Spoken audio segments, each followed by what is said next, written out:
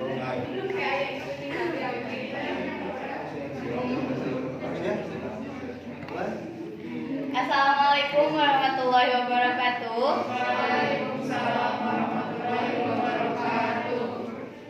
Ada peribahasa bilang bahwa Anda tidak punya kesempatan kedua untuk membuat kesempatan pertama. Seringkali kesempatan datang dari kata-kata. Inilah topik pembahasan kita pada hari ini. Saya Selvi dari kelompok 7 bersama teman-teman saya.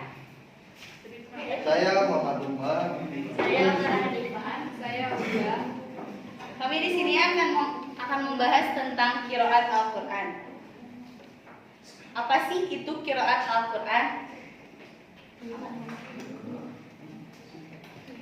Secara etimologis, qiraat merupakan bentuk jamak dan dari qiraah dan juga merupakan masdar dari qiraah yaqra'u qiraatan.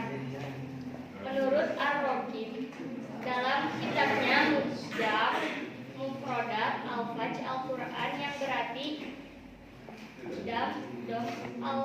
al-huruf wa al-kalimat ba'diha ila ba'din fi at-tartil, menggabungkan antara huruf dan kalimat satu sama lain dalam bacaan.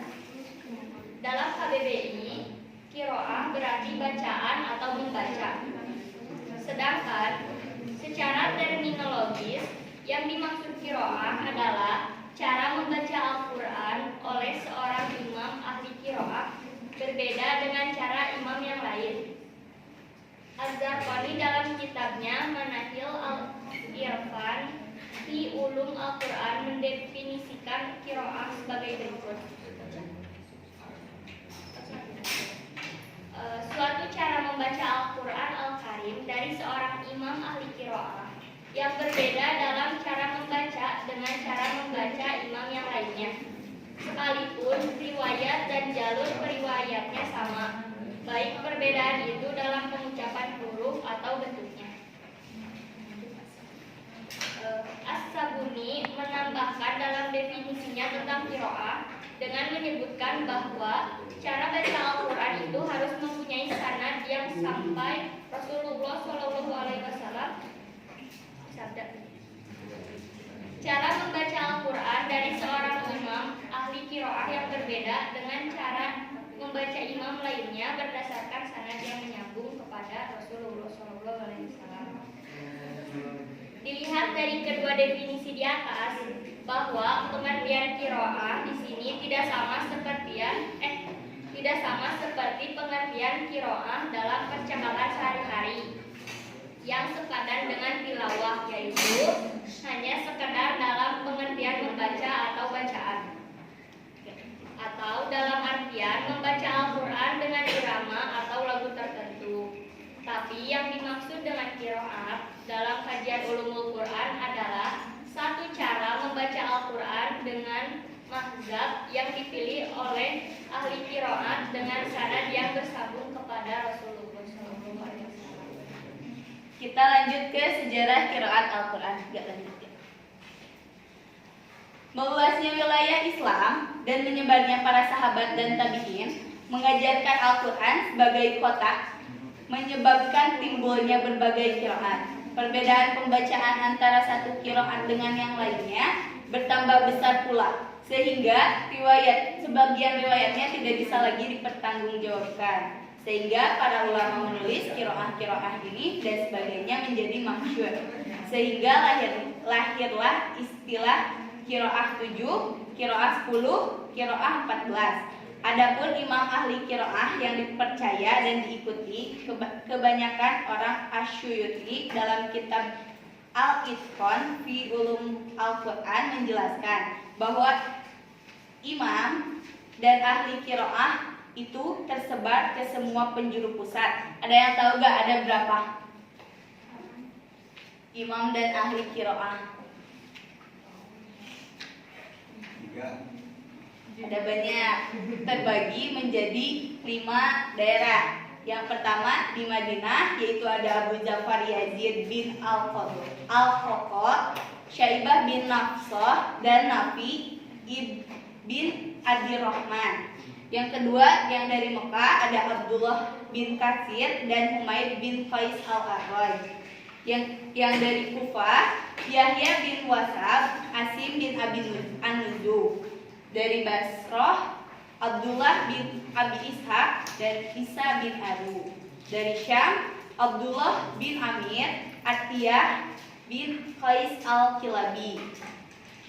Dari Jibril membaca Al-Quran kepada Nabi tidak hanya dalam satu logat atau lazah saja, yaitu logat Quraisy, akan tetapi juga dalam beberapa lazah, sebagaimana yang terlihat dalam kisah perbedaan bacaan antara Umar bin Idris dan Hisham bin Hakim. Diriwayatkan bahwa Umar ibn Khattab berkata, "Aku mendengar Hisham bin Hakim membaca surat Al-Furqan di masa hidup Rasulullah SAW. Aku perhatikan bacaannya. Tiba-tiba ia membacanya dengan banyak huruf yang belum pernah dibacakan Rasulullah kepadaku. Sehingga hampir saja aku melabraknya di saat ia salat. Tetapi aku berusaha sabar menunggunya sampai salam. Begitu salam, aku tarik sorbannya dan bertanya, 'Siapakah yang membacakan surat itu kepadamu?' Lalu ia menjawab, 'Rasulullah yang membacakannya kepadaku.' Lalu aku katakan kepadanya, 'Dusta kau, demi Allah Rasulullah telah membacakan juga kepadaku surat yang aku dengar tadi engkau membacanya, tapi tidak seperti membacamu.' Kemudian aku bawa dia menghadap Rasulullah dan aku ceritakan kepadanya bahwa aku telah mendengar orang ini membaca surat Al-Furqan dengan huruf-huruf yang tidak pernah engkau bacakan kepadaku. Padahal engkau sendiri telah membacakan surat Al-Furqan kepadaku.' Maka Rasulullah berkata, 'Lepaskanlah dia wahai Umar, bacalah surat tadi wahai Hisham.' Hisham pun kembali membacanya dengan bacaan seperti kudengar tadi. Maka kata Rasulullah, 'Begitulah surat itu diturunkan.' Ia berkata lagi, 'Bacalah wahai Umar.' Lalu aku membacanya dengan bacaan sebagaimana dia diajarkan Rasulullah kepadaku. Maka kata Rasulullah, 'Begitulah surat itu diturunkan.' Dan katanya lagi, 'Sesungguhnya Quran itu diturunkan dengan huruf. Maka bacaan dengan huruf yang mudah bagimu diantaranya.' Hadis riwayat Bukhari dan Muslim. Itu sejarah dari qiraat Al-Quran. Selanjutnya kita masuk ke kualifikasi standar qiraat. Dengan adanya penyelewenggan dalam qiraat, maka para ulama membuat sejumlah syarat qiraat yang baku dan dapat diterima untuk membedakan antara qiraat yang benar dan yang salah. Para ulama yang telah menetapkan 3 syarat bagi qiraat yang benar. Pertama, sesuai dengan bahasa Arab meskipun melalui salah satu cara atau segi nahwu. Kedua, sesuai dengan salah satu mushaf Utsmani sekalipun secara potensial. Ketiga, keahlian sanadnya dari periwayatan imam 7 dan 10 maupun dari imam-imam qiraat lainnya. Setiap qiraat yang tidak sesuai dan tidak memenuhi syarat di atas dianggap qiraat yang tidak benar dan ditolak, dan biasanya disebut dengan qiraat yang lemah sekalipun qiraat itu diriwayatkan oleh imam 7. Ketika suatu qiraat yang sesuai dengan syarat di atas maka dianggap benar atau tidak tertolak meskipun bukan dari golongan imam 7. Itu adalah kualifikasi qiraat Al-Quran, ada 3 seperti yang sudah dituliskan di depan. Selanjutnya kita masuk ke macam-macam qiraat Al-Quran. Macam-macam qiraat Al-Quran. Menurut Mana Al-Fatihah dalam kitabnya Mabahis fi Ulum Al-Quran, qiraat dilihat segi kualitas sanadnya. Qiraat dapat dibagi menjadi qiraat mutawatirah, masyhurah, ahad, syadad, ma'udwah, dan mudroza. Sedangkan dari segi kuantitas qiraatnya dapat dibagi menjadi qiraat sab'ah, asyarah, dan arba'ata, dan asyarah. Di bawah ini akan diuraikan secara ringkas macam-macam qiraat tersebut. Qiraat mutawatirah adalah qiraat yang diriwayatkan oleh sejumlah perawi pada setiap tingkatan sanad yang mustahil untuk berdusta. Qiraat masyhurah adalah sanadnya syahih tetapi tidak sampai derajat mutawatir. Qiraat ahad adalah qiraat yang menyalahi nisab Utsmani dan kaidah bahasa Arab. Qiraat syadza adalah yang sanadnya tidak syahih. Qiraat maudu'ah adalah yang riwayatnya palsu. Sedangkan qiraat mudrazah adalah qiraat yang ditambahkan ke dalam qiraah sebagai bentuk penafsiran. Itu dilihat dari macam-macam qiraat yang dilihat dari segi kualitas sanadnya. Yang selanjutnya kita masuk ke asal usul qiraat Al-Qur'an. Dikutip dari tulisan berjudul Mengenal Ilmu Qiraat dari Amaruddin, qiraat adalah cabang dari ilmu ulum Al-Quran. Kata qiraat merupakan bentuk jamak dari kata qoro'a. Qoro'a yang berasal dari qoro'a yang berasal dari Qoro'ah ya qoro. lafaz tersebut adalah bentuk masdar yang artinya bacaan lafaz qoro'a. Juga memiliki arti mengumpulkan dan menghimpun. Artinya mengumpulkan dan menghimpun huruf-huruf dan kata-kata satu dengan yang lainnya dalam suatu ucapan yang tersusun rapi. Ada banyak pendapat dari para ulama yang mendefinisikan pengertian qiraat ini. Menurut Muhammad Ali Al-Sabuni, qiraat diartikan sebagai suatu mahzab tertentu dalam cara pengucapan Al-Quran berdasarkan sanad-sanadnya yang sampai kepada Nabi Shallallahu Alaihi Wasallam.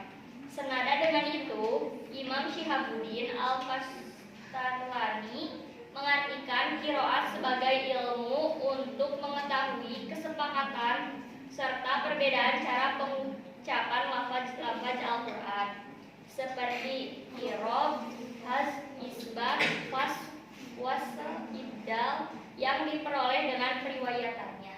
Dengan pendekatan ini, ilmu qiraat adalah cara pengucapan lafaz-lafaz Al-Quran sebagaimana diucapkan Nabi Shallallahu Alaihi Wasallam dan para sahabatnya. Qiraat Al-Quran terkadang hanya satu, namun ada kalanya punya beberapa versi. Kita lanjut ke perbedaan qiraat dengan tajwid. Ada yang tahu nggak sih perbedaan qiraat dengan tajwid? Tadi pengertian qiraat seperti itu, ada yang bisa menyimpulkan nggak perbedaan qiraat dengan tajwid?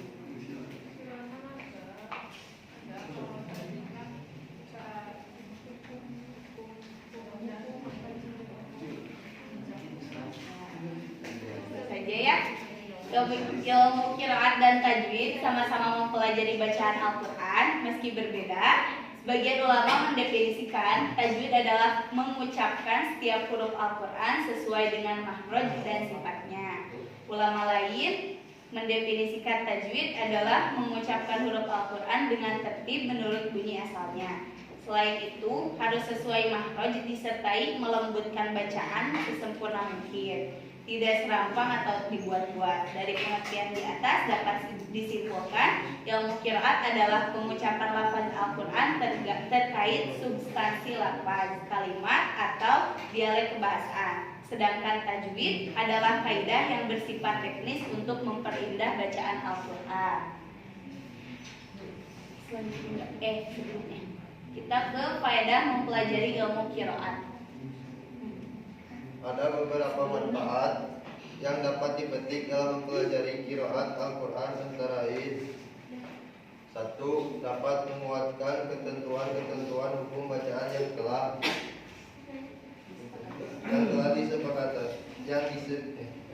disepakati para ulama.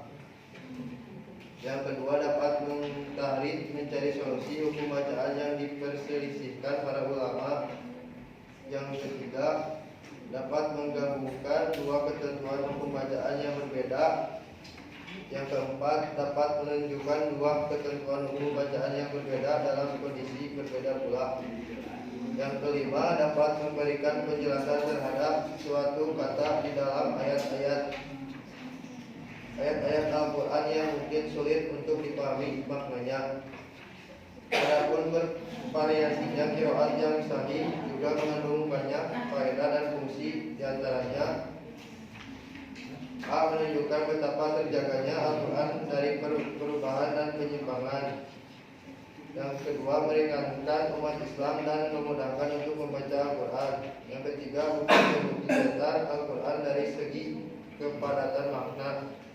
Karena setiap qiraat menunjukkan sesuatu hukum syara tertentu tanpa perlu pengulangan lafaz. Misalnya Quran surat Al-Maidah ayat 6 dengan menasabahkan dan menghafalkan kata. Dalam qiraat yang menasabkannya terdapat penjelasan hukum membasuh kaki karena ia diataskan kepada maf'ul fi'il, objek kata kerja.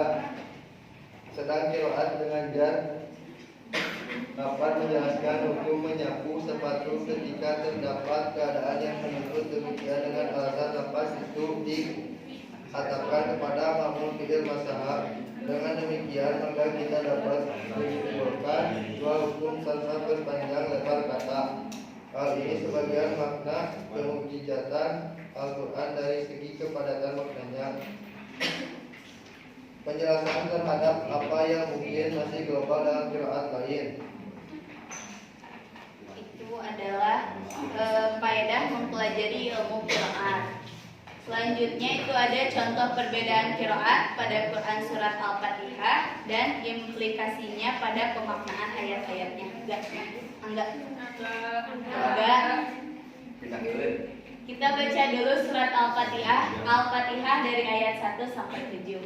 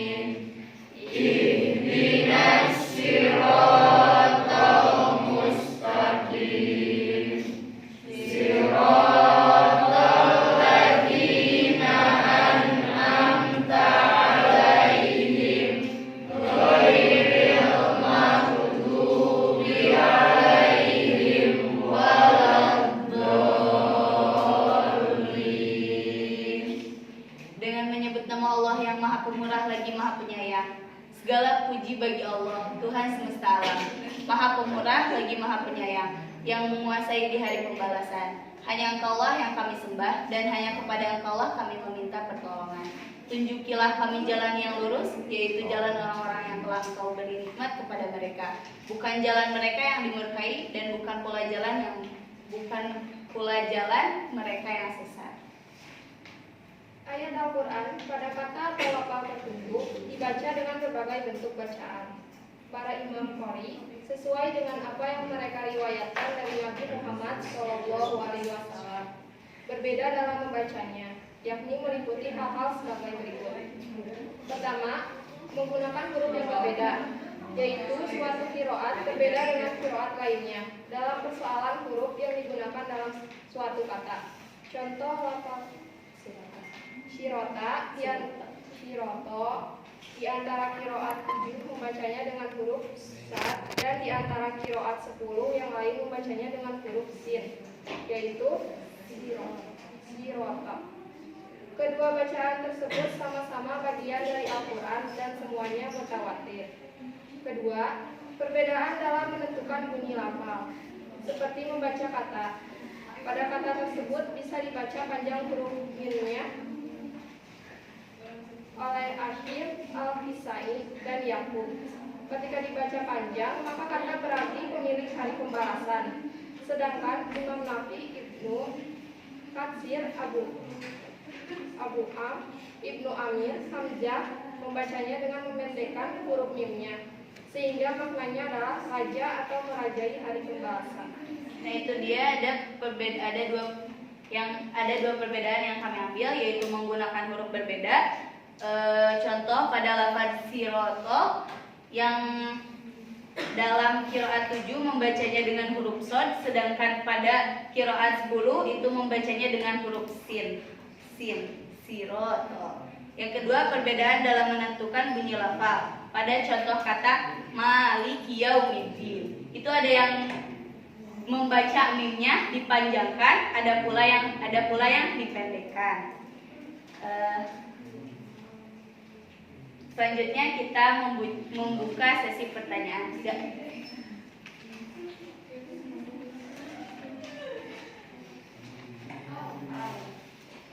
Kita membagi menjadi 2 sesi pertanyaan. 3 orang ya. Oke, dimulai 1, 2, 3. Jauh. Asik. Kelompok 1.